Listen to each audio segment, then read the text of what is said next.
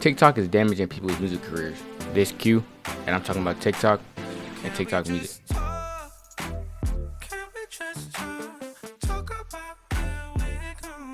One-hit wonders have been around in music forever, but in 2020, there was a sharp rise in bust and just one-hit wonders all around the internet.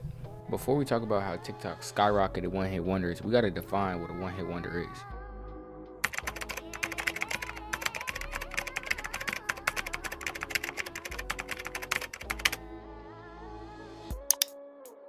Google got it defined as a group or a singer that only got one hit record. Some niggas might look at me and be like, what does this got to do with TikTok? Well, with the rise of TikTok, it became TikTok artists and using TikTok as a way to blow up. People would drop snippets, trailers, even full songs on TikTok, hoping to get a TikTok dance or a trend about it. And with that came the ability to not make an actual hit that people can listen to, and instead making a hit that people just dance and laugh to and make it out of a joke. That's where the three main examples of this come in: Stay Solid Rocky, Pop Hunter, and Arizona Zervis. These three examples are really an outlier in the whole subgenre of TikTok music. The first of this trio we're going to talk about is Pop Hunter. Pop Hunter is a rapper from Philadelphia who started making music in January of 2020. It wouldn't be long until he saw the blow up in October of 2020 with his song Corvette Corvette, which went super viral on TikTok. NFL players dancing to it, TikTok stars dancing to it, and basically the whole world dancing to it.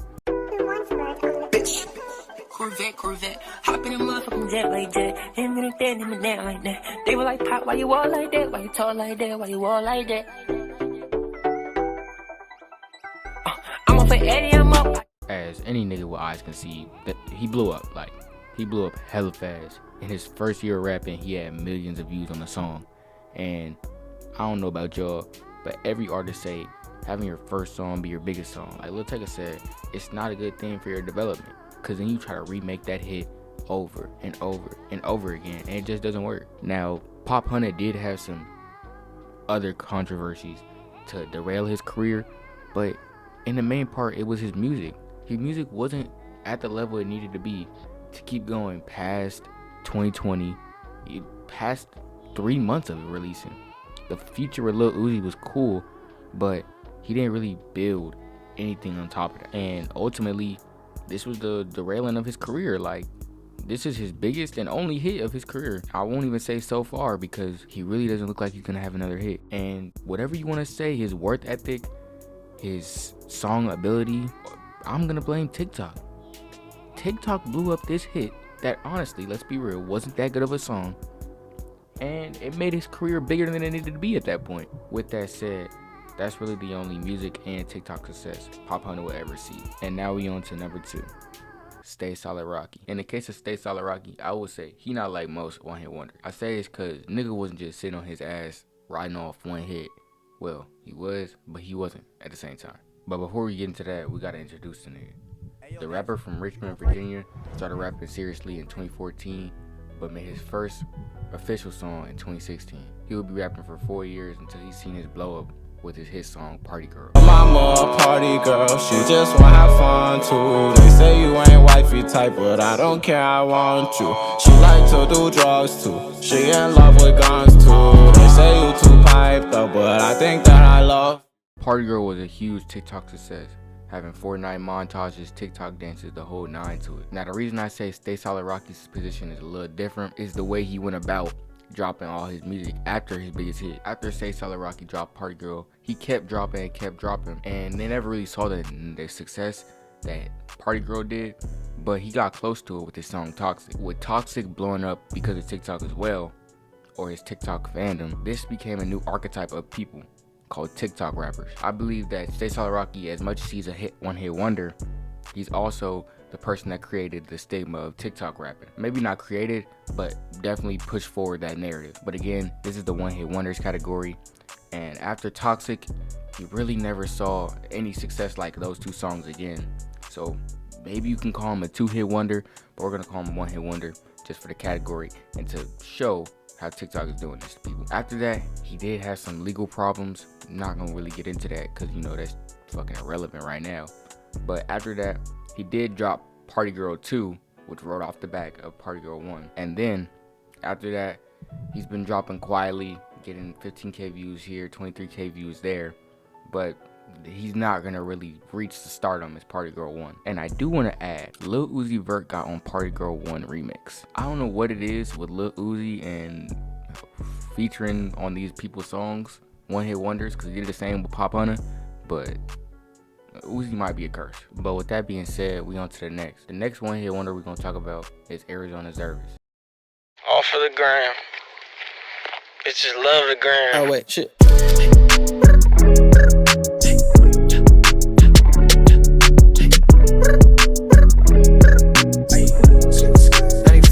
No breaks, Roxanne, all she wanna do is party all night. Goddamn, Roxanne, never gonna love me, but it's alright. She think I'm an asshole, she think I'm a player. She keep running back though, only cause I pay her. Arizona Zervas, the rapper originating from Maryland, has a very complex story, if you want to call him a one-hit wonder from TikTok. But I think this part of one-hit wonders is showing how TikTok can overshine the rest of your career. See, he started making music in 2016 and released an EP by 2018, but with his hit song Roxanne in 2019 blowing up to as high as the number fourth song on the Billboard Hot 100, it made his career bigger than anything at the time that he's ever seen. And I will say he is the most talented rapper of the one-hit wonders category, if you want to call him one-hit wonder, because he still has 3 million monthly listeners. But that's what I'm talking about. Him being that big still, and still only being known for his one-hit song Roxanne, I guarantee you as 5 to 10 people who that guy is, they're probably gonna say they don't know who he is, or they're gonna know him from Roxanne. And that's how I think music and TikTok, they're meshing, but they're meshing a little too well that can overshadow or just completely ruin a person's career. See, Roxanne blew up everywhere. It was on Fortnite montages, TikTok dances, Snapchat stories, Instagram stories. It might have been the biggest hit of 2020. Hell, it might have been the biggest hit of the TikTok era.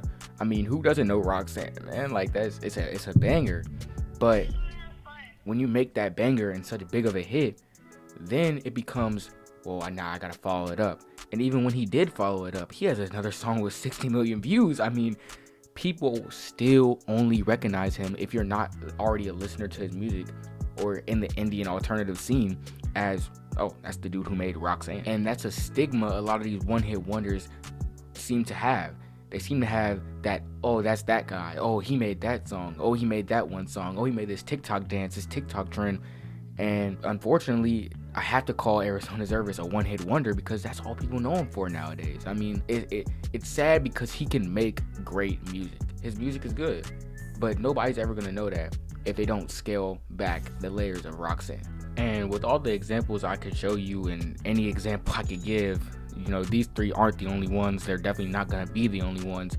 You can fault the artist, man. You can fault he wasn't good enough to make better music to overshadow or keep going past his TikTok career. But at a point when you have so many examples of this and so many reasons to why this could be, and the main one keeps popping up as, oh, they blew up on TikTok, that's why, then you have to start at a point faulting TikTok. I mean, faulting the people on TikTok at least. I mean, I get promoting your song on TikTok. Everybody does it. Everybody needs to do that. People are on TikTok more than they're on any platform nowadays other than YouTube. But it becomes where you can't let your TikTok decide, oh, this is the only song they're gonna know me for because, I mean, this blew up on TikTok the most. You have to keep making bangers and bangers, and if that's making multiple TikTok songs to keep your career alive, I mean, you have to keep making multiple TikTok songs. It's just a reality if you want to be not called a TikTok artist and blow up on TikTok. With that though, that's the closing argument for the first part of why TikTok is ruining music careers. Now we're on to the second part, the ruining or gentrification of a song, artist, or anything really. 220 APs, looking like Weezy. Happens inside in Cleveland, shout out I'm bleeding. I told her I'm big like Bieber, she didn't believe me. This reason why TikTok ruins music doesn't really affect the person or the music artist, but it does affect the fan base and the fandom of that music artist. and just their overall popularity. And I feel like the best two examples to show this are Playboi Carti and Lil B. First up though, we got Playboi Carti. Playboi Carti, a South Atlanta native rapper, is honestly, I don't even need to introduce it. I mean, we all know Carti, bro. Came up with Uzi, came up with Pierre Bourne and them that 2016, 2018, 2017 SoundCloud era. I mean, nigga was cold, bro. He was teaming up with Uzi, making Die Lit, making Playboi Carti, his self-titled album, and he dropped WRL, Whole Lot of Red. You know what I mean? And it was smooth sailing during that 2016, 2019 era before a Whole Lot of Red. And right as 2020 hit, we saw a spike, and it wasn't a good spike or a bad spike, just a spike in people who weren't really involved in Carti culture, if you want to call it that, or like didn't really listen to Carti before Whole Lot of Red. And it showed. Like, they had a whole mini trend on TikTok called I Miss Cash Carti, of people who didn't even really experience Cash Carti. I got rap shit I gotta go do today. Y'all know it. And this a Carti fit. I dare you to say it's not. I dare you to say it's not. This one is definitely an old Carti fit. Fuck you. And your big homie. And it really set his fan base to a bunch of people who, one, don't like Carti, two, only like Carti because it was a trend, and three, never really even listened to his music for real and just hopped on the wave. And people might be like, what's the problem with this? Until it affects their favorite artist or somebody they like, where their songs, every song they play is getting gentrified and their fan base becomes unnatural and it becomes unrealistic, and it doesn't mesh well together because it's people hopping on from trends. And people be like, oh, well, you shouldn't gatekeep. We shouldn't gatekeep. I'm not telling you to gatekeep. I'm just saying to keep your audience authentic, authentic to who you are and what your music is. TikTok throws that out the window. I mean, anybody and everybody can see your music, and that's a good thing. But at a point, it gets to a point where if you're too big, you're too mainstream, then your fan base is gonna turn into just anything. It could be anything, bro. You could be black or racist in your fan group just because your music is a trend. And then it becomes, well, if my music is a trend, what happens when it's not trending? It hasn't happened with Carti yet, because he's bigger than he ever is. But when it's not the trend anymore, what do I do? And then it comes a question: what do you do with your audience? Because some of it's loyal and some of it's not. I mean, you build this bigger audience, but half of it is just doing it because their friends doing it. And that leads me into Lil B, the bass guy. For those who might not know who Lil B is, he's a cloud rapper, kind of the person who invented cloud rap and blew up late 2000s to early 2010s and became like this sort of this entity that was just himself. His his saying based just meant to be like, be yourself, bro, like you're based, bro. And with that kind of culture became a popular TikTok. There's TikToks of his speeches, his song blew up on there, and it's introducing a lot of people to Lil B. Don't get me wrong, it's introducing a hell of people to Lil B, but it's not introducing them into Lil B the music. It's introducing to Lil B the aesthetic. They want to be based and haven't listened to one Lil B song. They want to be based, don't even know who Lil B is. I mean, you could look in the comments of one Lil B edit and it's like, this guy didn't die. And it's like, bro, do you even know who Lil B is? And you're over here saying you're based? And again, that's what I'm saying. TikTok gentrifying artists, it just keeps happening to people who don't like the artist. I mean, in music everywhere, it's just getting gentrified. You see people all around TikTok be like, no, gatekeep this song, because they know if this song blows up, it's either becoming mainstream to where people are not even fans of the person who made it, just fan of that one song and then calling the rest of the songs trash, or making a fan who don't even love the artist like that. And this again just circles back to like making your fan base authentic and keeping it authentic. TikTok does not help with that at all.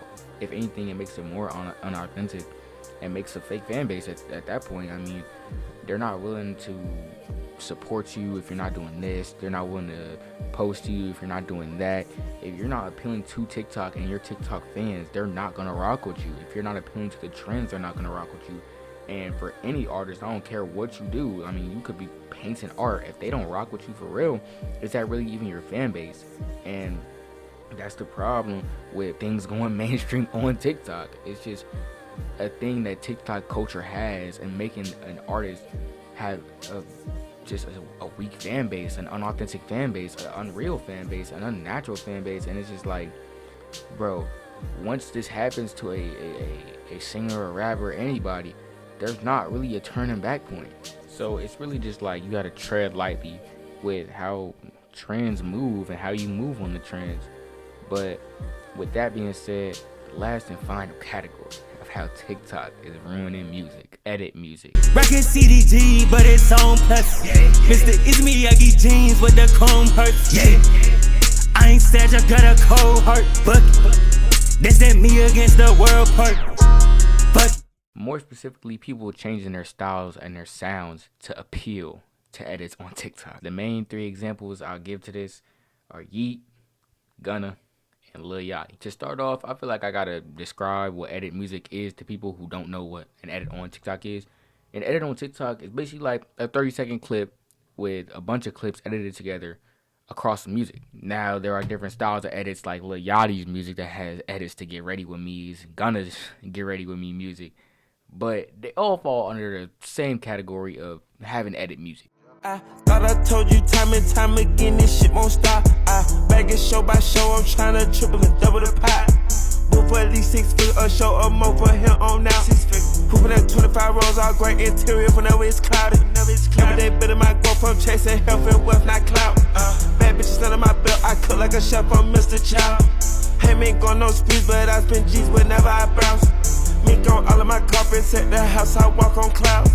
Soon as I get out this work, I'm out the door, I'm in it out, I'm in it out. Tell me who keep it real, niggas be fly, just fantasizing. My bitch, she look like Taraji. Take me on my body inside the Safari, current in the Ferrari. She feel like a coffin. I'm used to codeine without coughing. I sleep without tossing. She call me daddy cause I'm bossing. I had a show in 2 cities, call me Dallas Austin. When I talk, I'm flossing. The gang bang red bees like Boston.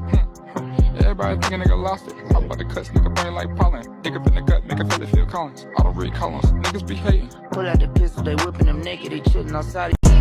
I just caught a dub with some thugs, rock Balenci. I just caught a dub with some thugs, rock Balenci. I just poured it up in my cup, she got ink.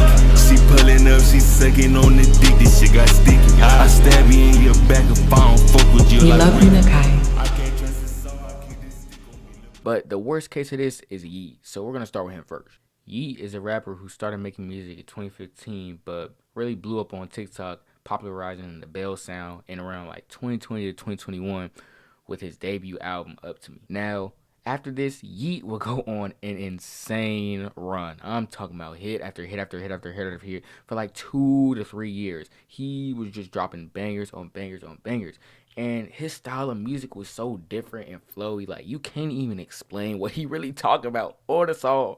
But he sound fire. I mean, he sound cold. Now, with that, his hard drums, 808s, and bells came a very good music to start editing to because of the beats, the hard switches, the hard bells.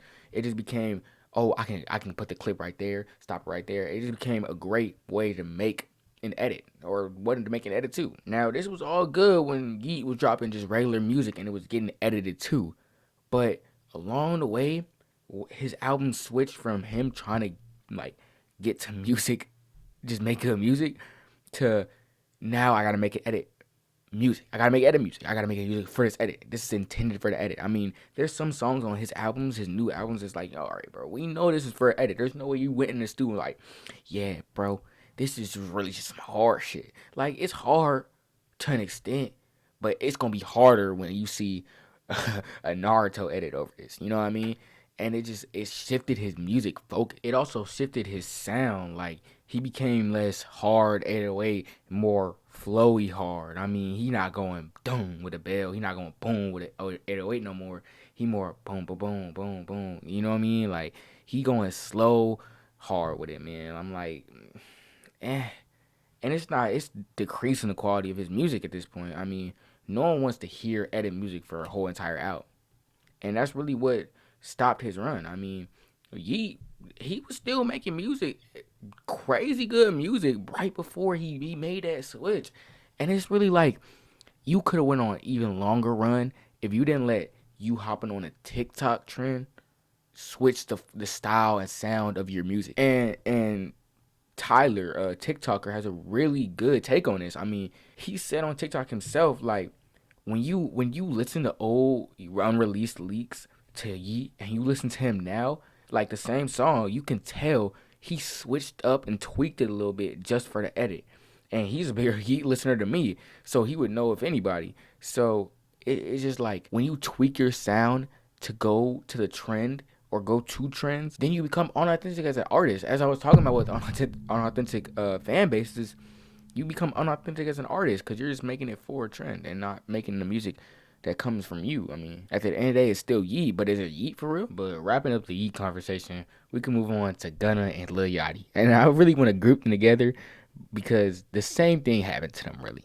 Except Gunna played into it more than Lil Yachty. See, Gunna and Lil Yachty both have this get ready with me flow, music style, and it just makes for a funny meme, bro. People meme it up on TikTok, just talking about, I mean, how every time you see a Get Ready With Me or somebody get fly with me, they got a Lil Yachty song or Gunna song in the back, man. It's just, they can't help it because that's really just a style of music they make. Like, Lil Yachty did have a big switch from his SoundCloud rap era to his Detroit flows era, but that's the sound of music he makes before the edits. I mean, he made that. And Gunna, I mean, his music was like this before, and it's just getting memed up now. But Gunna really plays into it a little more, just a little bit. But then it's like, all right, you gotta know something's going on. I mean, Gunna knows, bro. He knows, he plays into it. But I feel like it oversaturates the music again. I mean, you see every Get Ready With Me, and it's, oh, I went to AP, 200K, Rainbow Frost. Like, you see another Gunna song, you see a new Lil Yachty song, and it's just like, dang, they ruined the song before I could even hear it. I mean, not to ruin the song for me, but ruin the song for people. I mean, people won't listen to it if they keep hearing it on TikTok. It's like when you keep hearing a song as a kid on a little radio, it's like, damn, bro, mom, turn this shit off. So I just feel like that part, it overplays it. When a music artist is not trying to play into a trend, it just gets played out into a trend. And TikTok just keeps doing that with a bunch of artists. And Gunna and Lil Yachty just have to be the main ones, bro. With everything said and everything compiling into why I think TikTok ruins the music industry and music in general, that's it. That's really all I got for y'all, man. Make sure y'all subscribe, like the video. If you made it this far, comment, man. I'm trying to get it up. I'm trying to run it up, man. So, this is Q signing off, bro. Peace.